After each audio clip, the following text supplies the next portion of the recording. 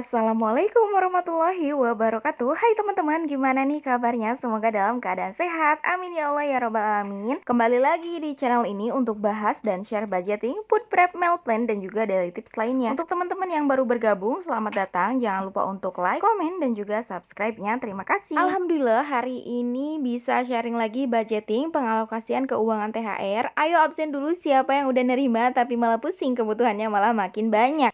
Jangan berkecil hati, jangan lupa disyukuri. Alhamdulillah kita bisa nerima uang THR ini 1 tahun sekali ya teman-teman. Dan yang nggak punya THR jangan minder, jangan insecure. Gak semua orang punya THR tapi udah dipastikan semua orang punya jatah porsi rezekinya masing-masing. Jadi jangan pernah ya teman-teman kita membandingkan yang orang lain miliki, yang orang lain punya dengan yang kita miliki dan yang kita punya, karena pasti berbeda. Karena terkadang hidup ini kan sawang sinawang ya. Orang lain mikirnya kita enak, padahal belum tahu aja jalan yang udah kita lalui itu kayak gimana. Begitupun ya sebaliknya, kita mikir orang lain tuh enak, padahal kita nggak tahu ujian atau masalah yang sedang mereka hadapi itu kayak gimana bentuknya atau beratnya tuh kayak gimana. Makanya ya cara terbaik untuk bersyukur adalah berterima kasih dengan setiap keadaan. Jadi kita ya rubah aja ya teman-teman mindset kita. Kita mikirnya jangan yang kurang-kurang terus, tapi coba deh kita berpikir yang mereka belum punya, kita udah ada. Yang mereka belum bisa, kita udah ada di titiknya teman-teman. Yang mungkin barang-barang yang mereka impikan dari dulu kita udah milikinnya. Bahkan mungkin teman-teman yang mereka sedang tangisi hari ini kita udah bisa lewatinnya di masa lalu.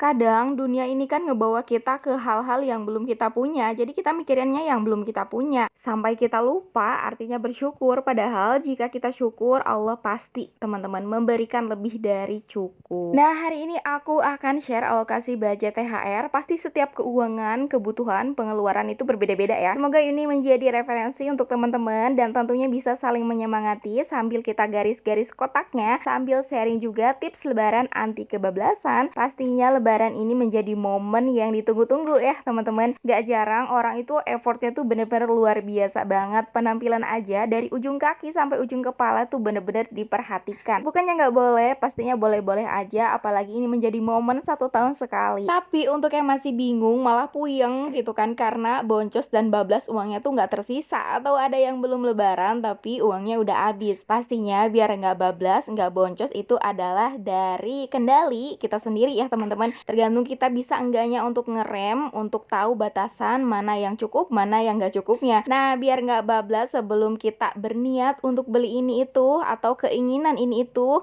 yuk yang pertama kali setelah kita menerima, kita buat rancangan keuangan THR ya teman-teman, supaya si uangnya itu lebih terarah aja ya teman-teman. Jadi kita bisa memperhitungkan nih apa aja yang harus dibayar, apa aja yang harus dibeli, atau seberapa banyak yang bisa kita saving atau ditabung gitu kan. Nah terus kalau misalkan ada pertanyaan, Bun terus gimana untuk uang yang boncosnya? Karena pengeluaran memang banyak, yaitu bukan boncos atau kebablasan ya teman-teman, tapi memang kebutuhan kita ya segitu. Makanya dari itu nggak apa-apa banget, dan nggak nyisa pun ya nggak apa-apa. Tapi kalau uang THR yang kita terima itu lumayan banyak, malah nggak nyisa atau boro-boro, pengeluarannya itu nggak terkendali ya teman-teman. Belum lebaran aja udah habis, gaji pun sama udah habis, selesai lebaran malah tutup lubang gali lubang. Berarti pembagiannya ada yang kurang tepat teman-teman. Nah ini sambil aku warnai per kotaknya. Jadi ini alokasi THR aku bikin menjadi 5 kategori. Setiap kategori mempunyai jumlah keuangannya yang berbeda-beda, bisa disesuaikan aja dengan pengeluaran teman-teman ya. Selanjutnya untuk poin yang kedua, tipsnya adalah bayar kewajiban terlebih dahulu atau bayar tunggakan. Ini bisa mencakup hutang atau segala macam ya teman-teman. Pokoknya hal-hal yang penting terlebih dahulu. Jadi harus diprioritaskan. Kalau tadi di poin pertama kita udah buat nih rancangan keuangannya, udah buat budgetnya yang kita akan keluarkan. Nah di poin yang kedua ini kita bayarkan kebutuhan sesuai dengan posnya masing-masing. Pastinya kita bakal lebih lega karena udah membayarkan kewajiban yang kita milikin gitu kan, atau prioritas-prioritas yang udah kita bayarkan. Nah ini untuk kewajiban di pos pertama teman-teman, ada pengeluaran bayar pajak, dan ini tuh gede banget ya teman-teman. Kalau menurut aku habisnya tuh sekitar 2.200.000 udah sama servis dan ganti kaleng plat motor ya teman-teman. Kenapa kok sampai nunggak gitu Bun? Karena ya qadarullah teman-teman ya, dari pertama kali nikah itu tahun 2020 itu tuh covid, dan emang gajinya itu cuman 2.200.000 dengan tanggungan store motor 700 dan kontrakan 800. Untuk saat itu tuh boro-boro nabung teman-teman, udah cukup untuk sehari-hari aja, kayaknya udah alhamdulillah banget ya. Dan alhamdulillahnya itu makin kesini makin membaik ya teman-teman. Alhamdulillah banget udah bisa ngelewatin masa-masa sulit itu. Alhamdulillah sekarang mulai membaik dan alhamdulillahnya itu di tahun ini bayar pajak sekaligus ya, barokallah teman-teman ya. Rasanya tuh lega banget. Nah, selanjutnya di sini untuk pos kewajiban yang kedua itu ada orang tua ya atau mertua sebesar 500.000. Jadi untuk total kewajiban itu sebesar 2.700.000 ya teman-teman. Nah, selanjutnya untuk kategori kedua itu tuh ada zakat fitrah. Jangan lupa ya teman-teman untuk sisihkan kewajiban kita untuk membayar zakat fitrah. Di sini untuk budgetnya itu 150.000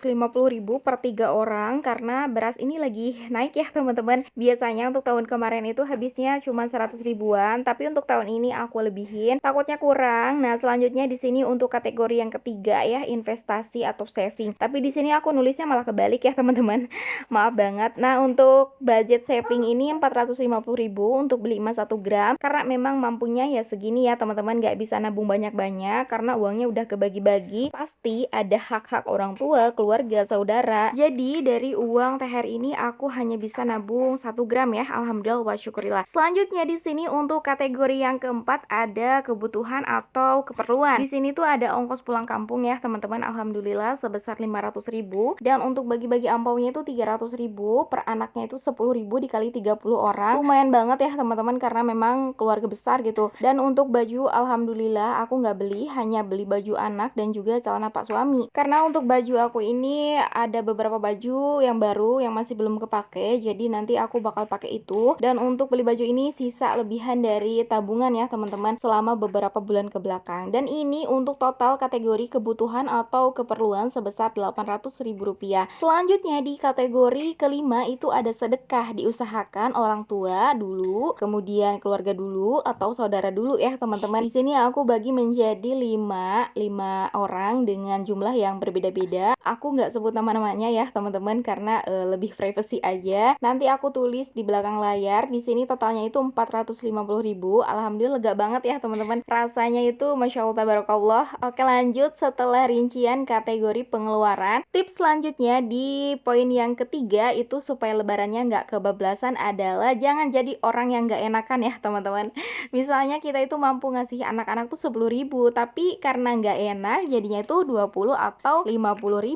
Alhasil dalih-dalih pengen ngebahagiain orang lain gitu kan, pengen bikin orang lain seneng, tapi malah ngebuat diri kita sendiri malah kesusahan. Jadi terimalah keadaan diri sendiri ya teman-teman. Lebih aware lah terhadap kondisi keuangan sendiri. Toh nggak ada tuntutan ya teman-teman, atau nggak ada patokan ngasih orang harus dengan nominal-nominal tertentu. Jadi ya jangan maksain ya teman-teman. Memberilah dengan ikhlas, tapi jangan lupa untuk memperhitungkan diri sendiri baru orang lain. Nah, ini supaya uangnya nggak kecampur-campur, aku pisahin sesuai dengan kategorinya masing-masing. Selanjutnya di poin yang keempat, tips yang keempat itu supaya lebaran nggak kebablasan. Penting banget ya teman-teman, kita sadar diri dan tahu kapasitas diri kita di mana. Misalnya kita mampunya beli segini, ya nggak boleh maksa gitu teman-teman ya. Terima aja keadaan kita. Nggak boleh serakah karena ngerasa lagi megang uang THR nih banyak nih. Pengennya tuh semua ditunjuk, semua dibeli karena lapar mata. Alhasil uang kita udah habis, kewajiban belum terpenuhi, hutang belum dibayar, belum ngasih juga ke orang tua. Makanya yang harus diingat di sini itu mikirnya kita ini rezeki Allah yang lebih ya teman-teman. Si uang ini tuh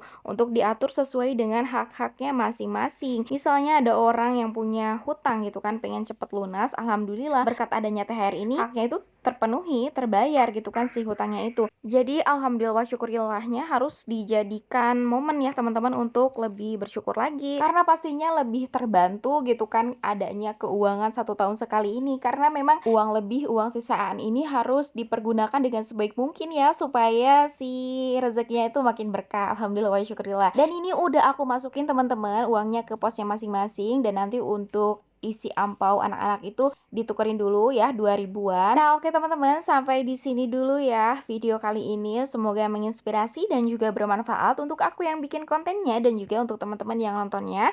Sampai jumpa di video berikutnya. Wassalamualaikum warahmatullahi wabarakatuh.